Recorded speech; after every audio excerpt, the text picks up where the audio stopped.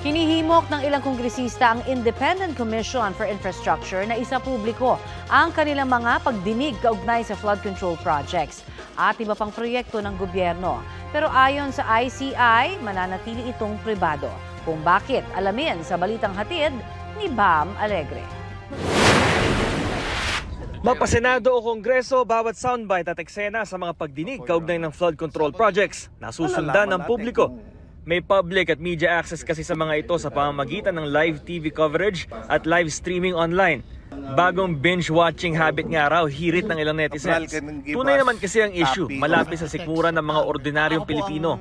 Kaya mungkahin ng ilan sa Independent Commission for Infrastructure o ICI, magbigay rin ng public o media access sa kanilang pagdinig. Gaya ng BPO employee na si Faye Edhao, aniya, pera ng taong bayan ang nakataya kaya kailangan bantayan. Mahirap din siya kasi nga madaming opinion, iba't ibang sari-saring opinion, pero though kailangan natin magbigay ng opinion talaga kasi if ever hindi, so parang baliwala lang tayo sa kanila, so parang sila lang talaga nag-usap-usap. Ang hirap po, kami nga wala kaming luxury bag so yun po.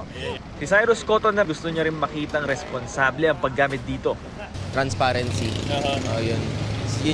Kasi yun yung pinakamahalaga when you're working talaga, na that you should have transparency on your work. Importante naman para sa tsuper na si Salvador Treviana na walang maging duda sa mga hearing kaya dapat mabantayan ng taong bayan. Pangit naman yung kung sila-sila lang, mamaya magkalagaya na naman, hindi na paere, di ba? Ilang mambabatas din ang naghihimok sa ICI na isa publiko ang mga pagdinig para sa full transparency at maibalik ang tiwala ng publiko.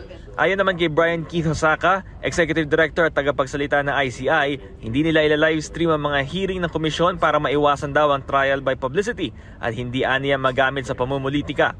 Bam Alegre, nagbabalita para sa GMA Integrated News.